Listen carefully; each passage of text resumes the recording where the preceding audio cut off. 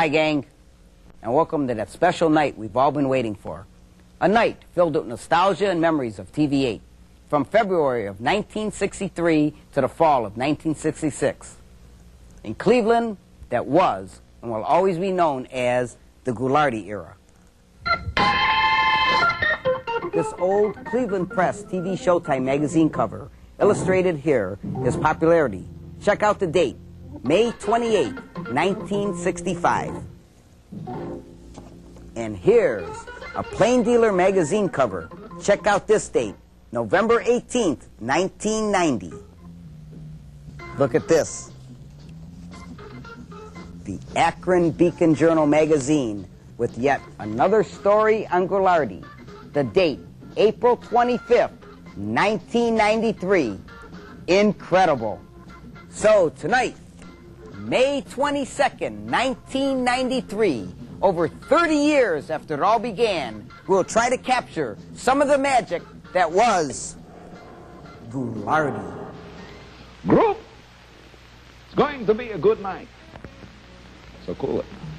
Oh, I love it. It don't work anymore. Come on, cool it. Wait a minute. I got a thing you won't believe. When the cooler don't work, we're in good shape.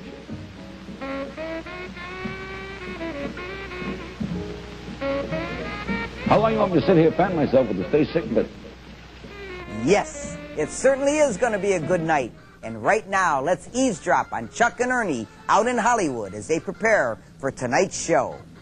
I don't know if you've got some of this stuff. I don't know if I ever sent you that. Yeah, I found that. A bunch of people sent me that. Okay. Remember this picture? Ken Coleman. Yep. Gary Collins. We had just done that sketch. That was the barber shop. Right. Yeah, you're next. Just get in there. I'll be with you.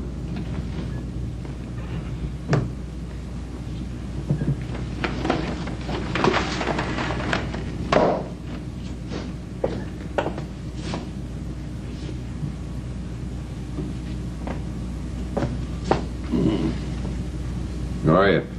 Fine. Nice day, huh? Mm-hmm. I mean, it's warm. It's a nice day, you know, for warm weather. Tell you the truth, I'll take the winter any day in the week. What do you want, a little off the top of that and a little on the sides here?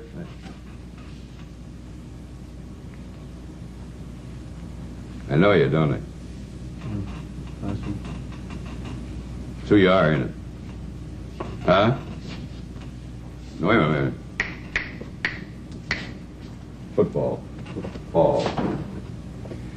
You're a player. You're with the Browns. I know you're with the Browns. You're Gary Collins, right? Right. Huh? Yeah. I knew it the minute you came in. I just couldn't come up with your name. You know how sometimes you see a guy and you just as though you know him all the time, you just can't seem to come up with his name. You know what I mean? Right. I didn't mean to offend you or anything. Say, do me a favor, will you? Well, wait a minute here. I got a couple of kids at home. One's about 2, so could you write it kind of big for her? Sure. And I'll tell her who you were. And here's another one. And write this one out for Stevie. Steve, yeah. He's 14. How tall are you, Collins? Huh? You about 6'2", 3? 6'4". My boy's 14. He's 6'1" already. Weighs about 180. Probably going to be one of the best football players this town's ever produced. I mean, just hold still here a minute. You like him part in the middle? No. Just a little off. You don't like it part in the middle? You know, I can help you with your punting. You know what you do wrong, Gar? I'll tell you. Can I tell you? Let me just show you here.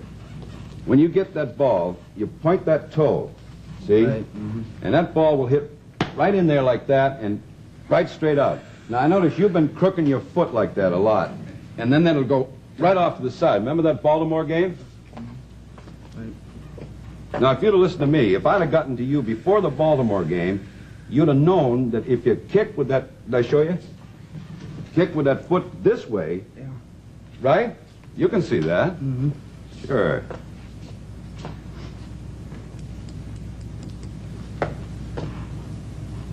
How much you make a year? So, I mean, they talk about big salaries and everything. You make as much as that Ryan? What's down here now? Gee. You make as much as that Ryan? Because he's a quarterback and everything. Listen, I think it looks pretty good. Don't you? I didn't see it yet. Well, wait a minute. We're gonna... Wait a minute, my favorite program. Do you mind if I listen to the... Go ahead. Huh? Go ahead. Wait a minute. Okay, Gar. There you are. Hey, that's pretty nice. Try and see me again, will you? Listen, don't forget that, right? Get the old foot up there. That's it. You got it? Hey, Gar. Say, Mr. Collins. Hey there. Hi. You want a little off the top? Or Yes, please, yeah. Aren't you Ken Coleman? Yes. Don't you do the Browns games? Uh-huh. You know, you don't give the score often enough. I mean, a lot of times I tune in and I maybe don't get in, and then I listen and listen, and you never give that... You like it parted in the middle? And when Ken Coleman appeared in that skit with Ernie, he was the voice of the Browns. And our own Casey Coleman was just a wee lad. That's Casey at the beginning of his sportscasting career. And here we have Father and Son, 1993. Gang, the fun and nostalgia is just beginning. Good to have you with us tonight as we relive a Cleveland classic. And now part one of an American classic, The Graduate. Due to the mature theme of tonight's feature, parental guidance is suggested.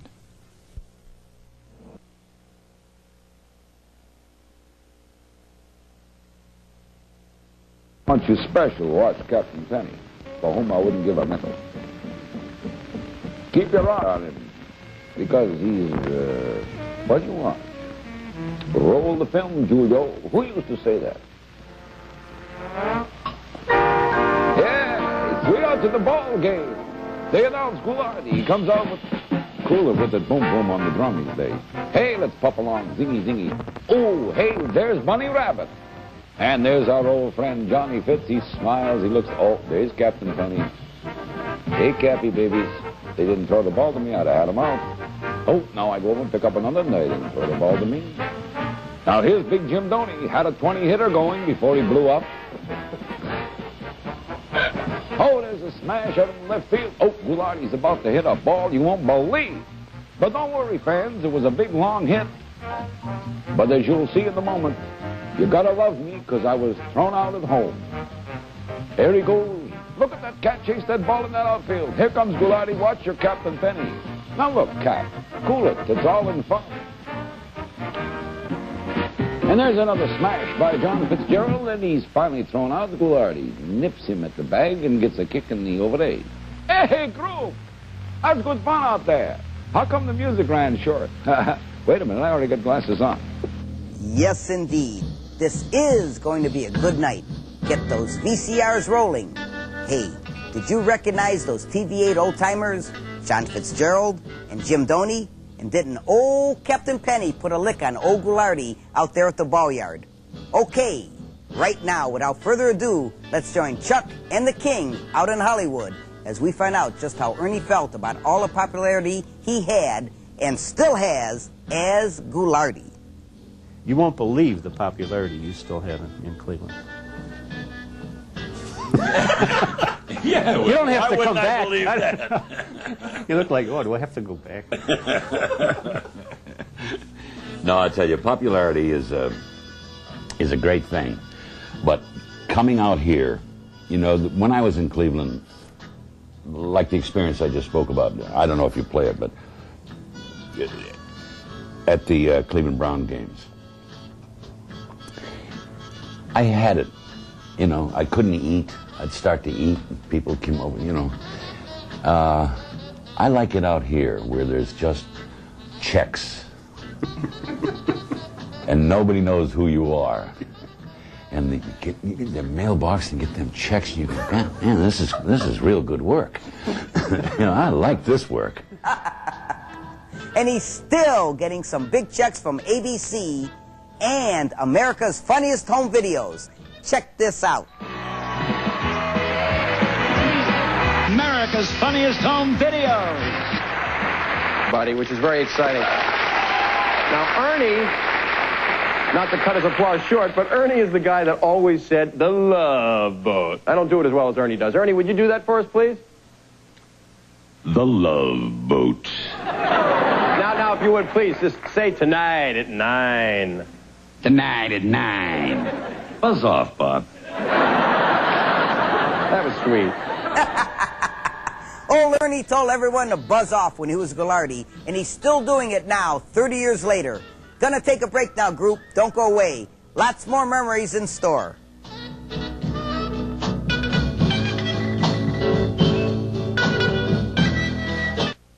Will somebody answer that telephone over there? Hello! Funny, the phone's still ringing.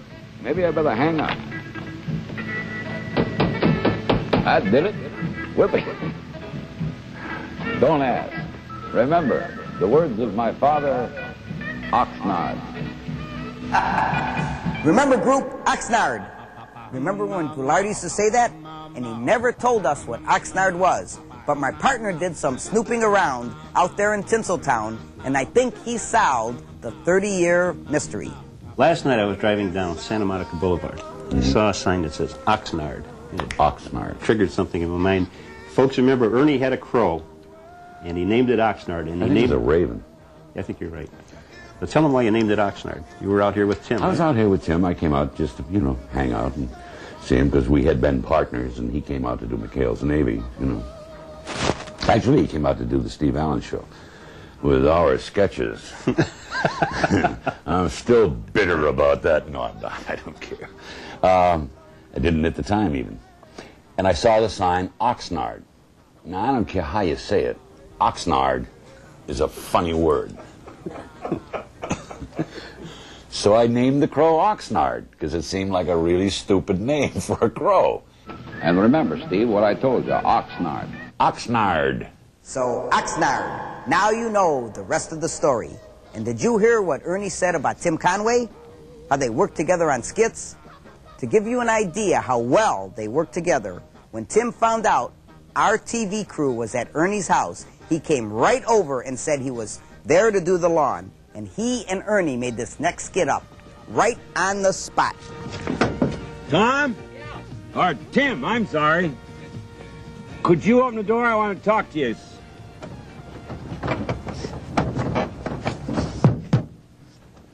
Well, listen. It's okay. Push on that. Push on that. Pushing on it. I have a... It's okay.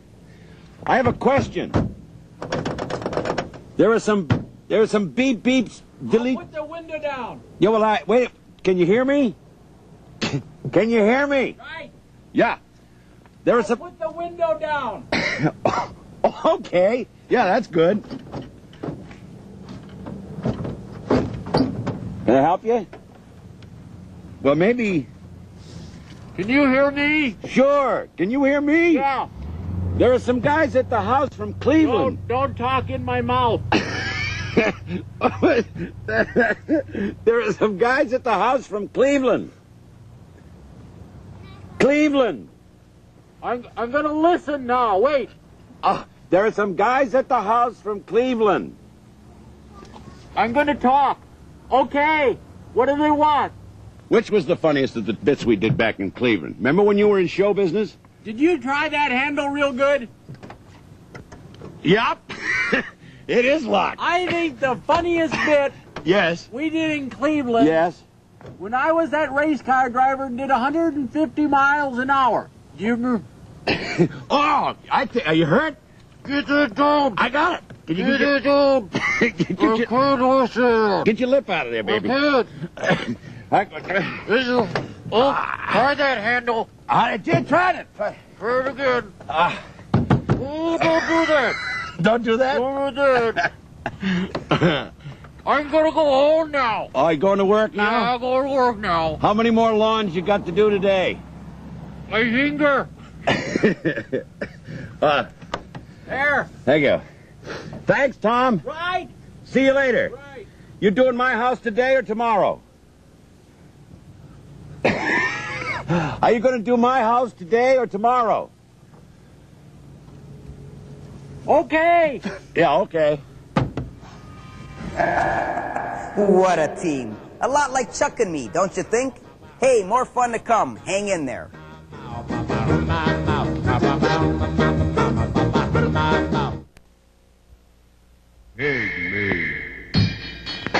All right, regarding Ghoulardi's show, same stakes. Show good, knock the nut.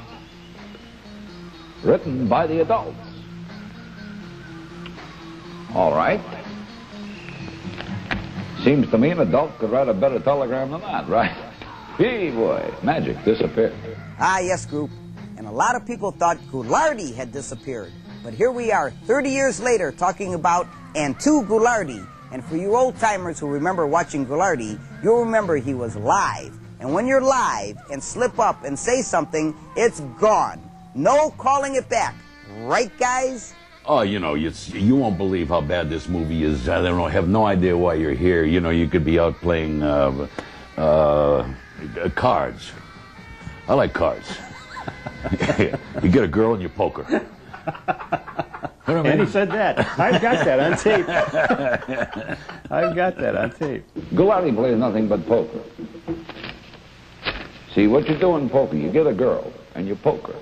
Incidentally, I didn't think about that twice or I would never have said it. You know what I mean? It just kind of, you know. And a lot of things came out like that.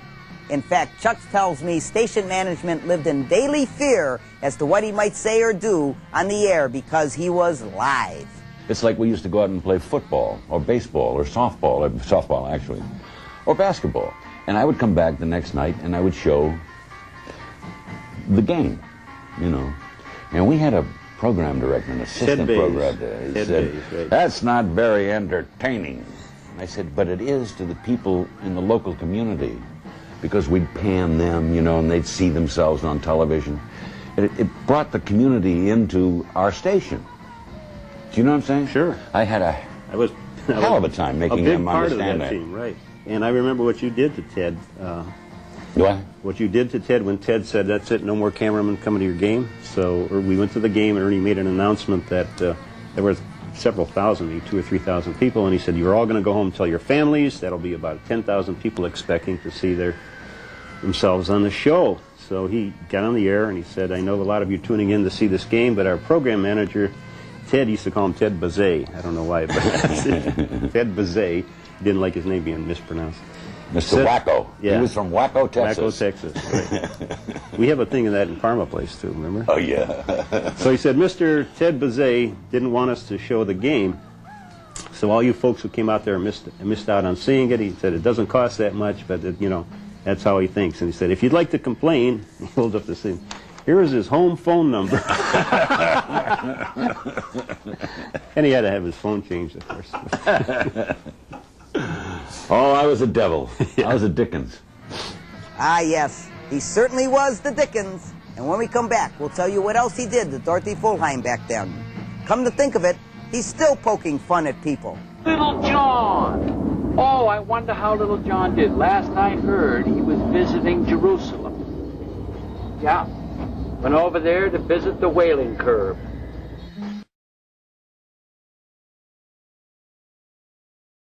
Oh, listen, group. Somebody wrote in and said they don't care for Ghoulardi. Just call. Not only do they not care for him, but their whole bridge club hates him. Bridge? They already made the big one out in San Francisco so big you might as well give a game of it. Hey, group. Well, not all of Ghoulardi jokes were funny. Just kidding, Ernie. Okay, right now, as promised, Ghoulardi, 1993, as he and Chuck reminisce about his terrible movies and Dorothy. Jokes were funny. Just kidding, Ernie. Okay, right now, as promised, Ghoulardi, 1993, as he and Chuck reminisce about his terrible movies and Dorothy. I remember being in that little movie, what's the one where he miniaturizes people? Oh, yeah. Not The Incredible Shrinking Man, but there was another one like that. Yeah, and the guy with the one eye, and you... The Cyclops. Yeah, you sat... Dr. Cyclops. And you sat me in one of the empty chairs where they were all sitting, and I kept going... I gotta go to the bathroom. All during the scene. Remember the giant behemoth or something like that? The guys take a picture of the behemoth finally. They rigged up something where he'd trip a lever and they got a picture of him. And it's a military thing, and they come running in this room, and he says, take a look at that. And all these guys look, and we cut to an over-shoulder shot of a picture of Dorothy Fuldheim. And the dialogue that followed it was excellent. Boy, you talk about ugly. Boy, I'd hate to run into that, you know. Yeah. Hi, honey, I'm home. But as we said, contrary to popular belief, Ernie admired Dorothy Fuldheim very much. Hey, group, we hope you're enjoying this night of nostalgia, and we hope you're taping it for posterity, because time marches on. For instance, when Chuck and I did our 25-year special, Chuck revisited the old boarded-up TV8 studios on Euclid, where Ghoulardi used to do his thing. And not too long after that, it was gone. It's now a parking lot. So enjoy it while you can, I always say. We'll be back in a little bit. How about taking us out with a little traveling music, King?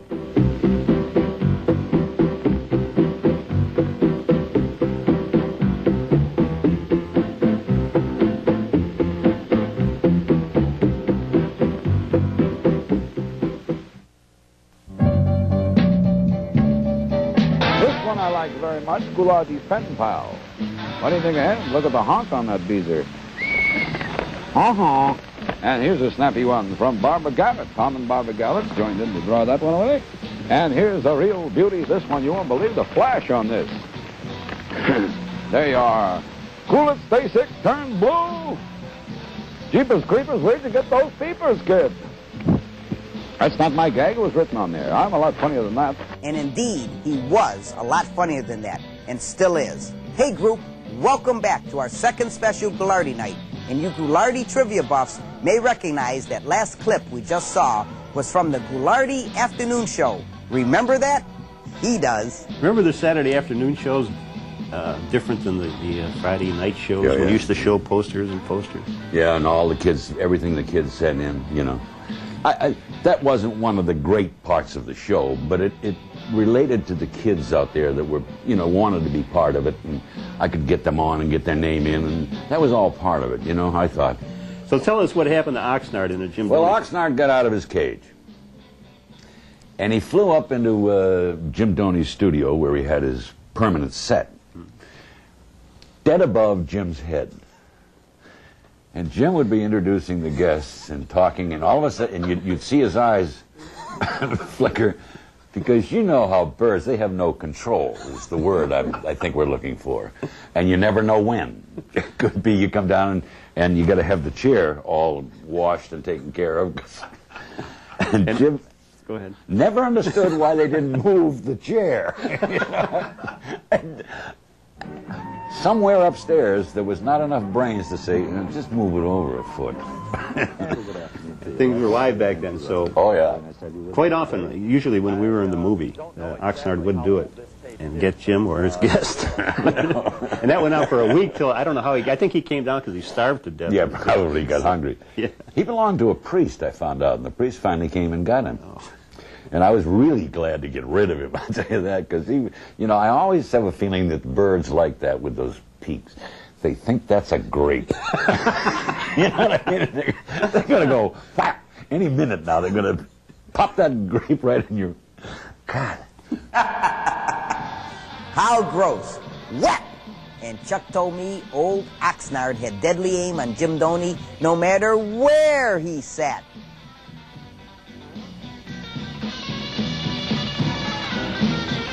Do you suppose the ghost of Oxnard? Think we better take a break here, gang.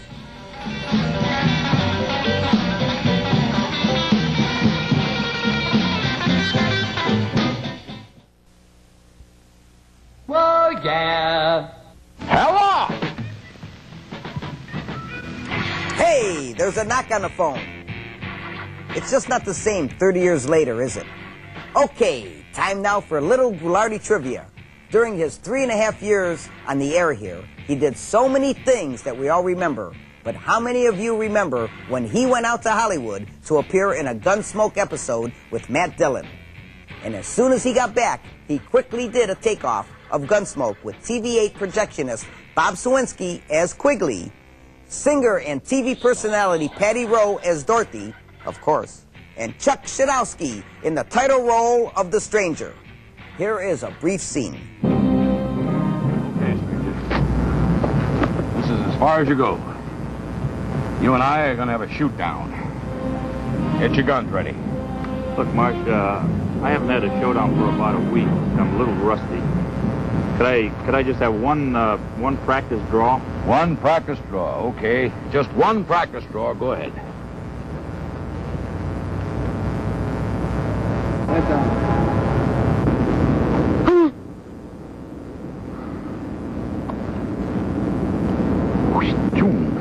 I'm still a little rusty, but okay, I'll do it. You're rusty? A little slow. Oh. If you thought Chuck was a bad actor now, was that bad or what? Anyway, let's go back out to Hollywood to see what else the guys are talking about. Remember the Flash Gordon things you ran for about a year or so? Oh, yeah. And Ernie would do this Flash Gordon salute. Mm-hmm. And this is the truth, that became so popular that businessmen downtown would not know, Ernie without the Ghoulardi thing on. We used to go out to lunch quite often. And we guys would walk down the street, they'd see each other across the street. I know. So dumb. And old Ghoulardi was a pretty good jock himself. Look at him tripping Hall of Famer Paul Warfield here. If Blanton Collier ever saw this, he'd roll over in his grave. Hey, recognize any of the other Browns in this picture? There's Mike Lucci, Vince Costello, Ernie Green, and over here, Big Chuck when he was a stud. Okay, we'll be back one last time after our movie. Hang in there. Buzzsaw. Oh, does that bring back memories. We hope you enjoyed our second Ghoulardi Night. If you did, please let us know, and maybe we can do another one before this is all over someday. Okay, let's check in with the guys in Hollywood one last time.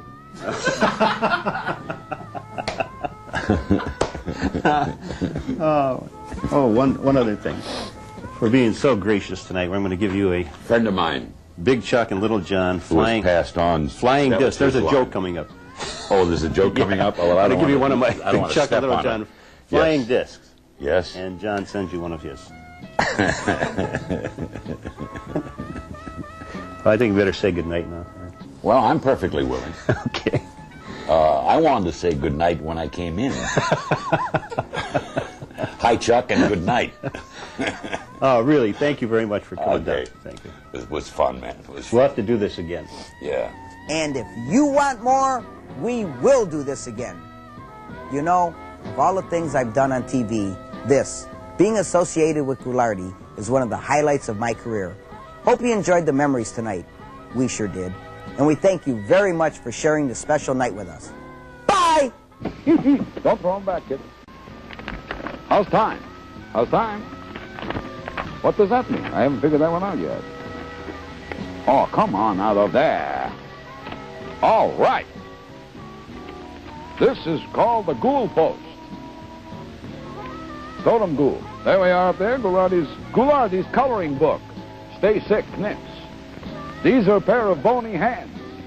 Color them bony. This is the Invisible Man. Color him gone. This is a sick kid. Color him sick.